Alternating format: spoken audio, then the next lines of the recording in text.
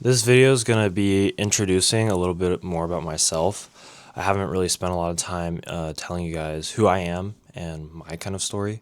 So I wanted to get that clear for anybody interested. So I came from a family that definitely was not, super affluent, didn't have a lot of connections or materials and things like that. And I also, there was a lot of just different like struggles that I kind of went through. I'm not going to go into all of them, but just imagine that, it's not a just super happy family all the time. There were definitely a lot of struggles. And I'm the oldest, I have a younger brother. And I think the like switch kind of turned on of realizing like, okay, I need to be responsible for myself. I need to, you know, be responsible for other people in the family. I need to like kind of get my stuff together and like start working really hard. That turned on around like seventh grade. So that's in the US, they call that middle school. I think I was probably like 13 at the time. And from there, I just realized that like, academics was going to be the way that I kind of stood out. And I really just, put my mind to it and worked way harder than a lot of people at my middle school. And by the end of eighth grade, when I graduated, I was given award of Student of the Year. And from there, it's very easy to just like sit on your accomplishments and think that like, okay, that was like amazing, and now I can go like relax for the next couple years. But I didn't do that.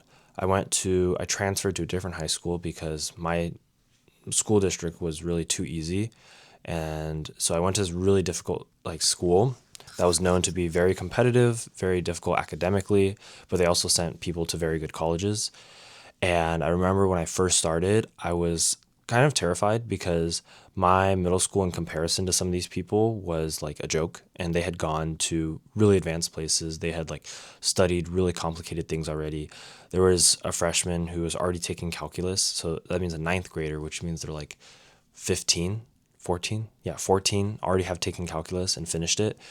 So that was the kind of environment. And there were a lot of people who would go for 1 year for their first year of high school, and then they would actually like drop out, as in the sense of like they would switch back to a different high school because it was just too hard. So I made it through the first year. It was definitely a struggle. I remember there was a freshman biology class, and it was supposed to be just biology honors, but the difficulty level was the same as AP biology of different high schools that like, so it just shows you how difficult this high school really was. And then COVID hit. So then we went all online, and that was honestly not too bad for me, I think. It was like okay, but it just definitely like made a lot more stuff complicated. And then I was thinking about like how can I, still move forward even though it's online. And that led me to kind of, create a nonprofit and that's like focused on teaching others online and connect with students all over the world. So I did that and then continued to work with that. And then eventually my junior year, so my entire sophomore year was online. Then my junior year, we come back to school. And then, just throughout all of this, I've been studying over the summers to try to get ahead, doing different like internships and summer programs, meeting a lot of great people, but really just, consistently pushing. And up to that point, I still hadn't gotten a B. And so just straight A's and A minuses. Then junior year, we go back in person.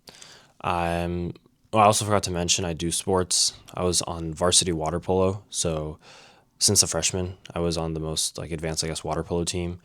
And then, so we had competitions, things, a lot of time for that too. And I also played piano at that time. And I was also in Boy Scouts until, I was in Boy Scouts until I think my sophomore year. Because at sophomore year, that's when I got my Eagle. And then I kind of, just stopped doing as much with that. And then, of course, I was running the nonprofit full time. And we had a branch at the local high school. Trying to make sure I'm not forgetting anything. And then, so then we go to the junior year. I'm taking like a lot of classes for sure. And it is pretty difficult, but we push through. We're doing well. And then I have to take all my standardized testing. So that was a mess. Yeah. I took the SAT 3 times and I took ACT twice. And after all of that shenanigans, the highest scores I got were I only got a 1540 on my SAT, and then on ACT I got a 35, which is what I ended up using. Then throughout this time, I have a idea that, oh, maybe I want to play water polo when I'm in college. So I go to this. They have these like college like water polo camps where like the college coaches will come and you go play. And I go there and I realize like I am nowhere near like the skill level I need to be for that kind of stuff. So that kind of humbled me. And then like yeah, then you go into, your senior year, which is where you have all these college applications. So for me, I was very fortunate in the sense that like I worked ahead over the summer. So over the summer, I just did almost all my college apps for like the UCs, which are the University of California system. So by the time school started, so just for like context, the UC applications aren't due until end of November, but I had finished them before August because I knew that like school was going to be busy. It was going to be hard to write applications. And then I tried to write as much as other possible stuff I could over the summer. And over summer, I still had full-time water polo practices and things like that. So I was definitely not just like doing nothing. Then, yeah, senior year comes along. I just, so I finally decided I'll play water polo at Caltech. So we apply to Caltech early, then we get in. So that's my first acceptance. I think that came in like early November. And yeah, I was moderately excited, I think. And I don't think I really understood what that meant, but that was kind of like, okay, that's great. Like I know I'm going somewhere like good. And then the fall, that same time we have applications, it's still our last water polo season. So we're still, you know, doing water polo and then still very busy. And then finally finish and we don't do as well as we hoped, but it's okay. Then we move on, right? So now that water polo is over and I don't have any more sport commitments, I have a lot of free time. And so this is really where I started to get into a lot of, like you can see all the books that I've read over the years here, right? This is really where I started to get into a lot of reading and realizing like I want to like improve myself, I want to do all this. So I pick up books and I remember that from pretty much the second semester, so I think this is 2023. So from like fall 2022 to early 2023, I wake up almost every day at 4:30. So for context, like my first class starts around like 6, I want to say, was it 6:50 or maybe like 7? I forgot, something like that, right? So it starts like kind of early, and then but I would wake up at 4:30 because usually I had to like practice piano in the morning, and then I would also like eat and then get ready, and that took like about an hour, and I needed to drive to school as well. But anyway, so I started waking up at 4:30, and then I would journal for like 15 minutes, and then I would read for 15 minutes like every single day, and then I used to had a period of time where I would do 100 push-ups every morning. Yeah. So that was like my whole kind of arc of like I'm gonna like improve, gonna learn a lot, and I did learn a lot. And then also I tried out like some coding, even though I don't have coding experience really, and that was an interesting experience. And then also at the same time I decided to start making music, and it was the most like terrible music you could possibly listen to, but it was like fun at the moment, and that lasted for about like 3 months, and I just learned like a lot as well through that, and then I start getting back letters of acceptance from all the University of California schools I applied to, and then I decide I'm gonna apply in the second application cycle for Stanford and Harvard, and those like be the only schools I applied to, right? So I apply to those schools. Get the interview is not you don't get an interview. You can just decide to do an interview. So I decided to do an interview. Then then I get waitlisted at Harvard and eventually rejected. And then Stanford is the very last decision to come out. So at this point, I just think, okay, I'm going to Caltech because there's nothing else like that. This isn't working because I was more confident in my Harvard application than I was about like Stanford. And also for context, all 4 years of high school, the room I slept in, I had the Stanford like I don't know, flag taped above my like where my head was, and the Harvard flag taped above it. And even though throughout I wasn't like 100% sure I was going to get in from like day one, but I was like, that's like my dream. Like I want to at least try to work towards that.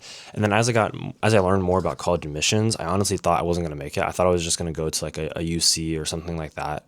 So it kind of dwindled, but like I never took down those posters. And then, so it was really, really crazy coincidence. And then, yeah, then I open up that like application and I get in. And that's just like, I really think that's one of those moments where your whole path just completely changes. Because now what I know about Caltech is that, yes, it's like a very intellectually stimulating school, but I wanted to become a doctor.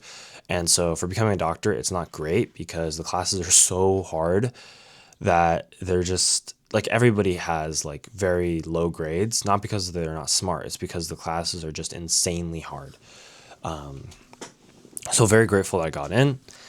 And then from there, right, it's just like the whole process starts again. You just start grinding and preparing, and you can get a lot of really intimidated. I was very intimidated by other people who are at Stanford because they're just superstars, right? And you would think like, oh, but you're smart too. No, well, like they're like leagues above you, and when everybody's like that, it really calls into question like who you are and like kind of what are you doing, right? And like how come you're not like them? And so there's a lot of like imposter syndrome there. But eventually I got over that. Then just started working, doing research, doing all the kind of stuff, the taking the chemistry classes, which were really, really hard. Yeah. And then that was pretty much my like freshman year of college. Then sophomore year, I decided to get into like creating content. So I don't actually create this page until start of summer 2025, but I had a stint of doing a different page about productivity, and I did that for about a year. So that went from like 2024 fall or like winter, like that was my sophomore year, and then all the way like one full year to 2025. Because my thing was like, okay, I'll give it 1 year, and then if it doesn't really work out and I don't think it's working, then I'll switch to something else. And I kind of made the call that I don't think this is going the right direction, and that I was really interested not only in helping people with productivity, but more just like with their mindset, and that's hence why I kind of created this channel. But yeah, that's like pretty much my journey up to this point. I think some things looking forward. So I'm in my junior year right now at Stanford, and I'm just meeting a lot of amazing people, making a lot of progress. But I am getting to the point where I do need to prepare for my college, my medical school applications, and take my medical school like exam kind of thing that they call MCAT. So that's definitely something that's gonna increase the rigor of everything for the next couple years, and then we'll see how things go from there. But yeah, I just wanted to share kind of my story because I think a lot of you might be wondering like, who is this person? Why are they talking about this stuff, right?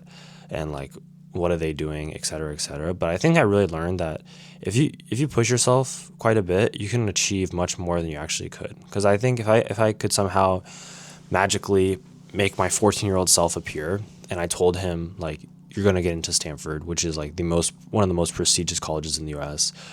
You're going to be okay. You're going to become also, oh, I forgot to mention this. I was the valedictorian of that high school. Like that 14-year-old kid is like going into school and like just feeling like he's not enough, or just feeling like he's not going to make it because he came from this, average middle school, and like he was number one at the middle school, then he become number one at the high school, and like then he's going to this top university. So all this stuff like compounds, and I really just have to say it's a lot of just work ethic. If you just outwork other people, even though those people are smarter than you, you will catch up, because those people I've seen personally, they just stop working eventually. And that's where you have the advantage. So just want to share that with all of you guys. If you have any questions, comment them below, but make sure you subscribe for more, because I just love helping you guys out and trying to make you all successful.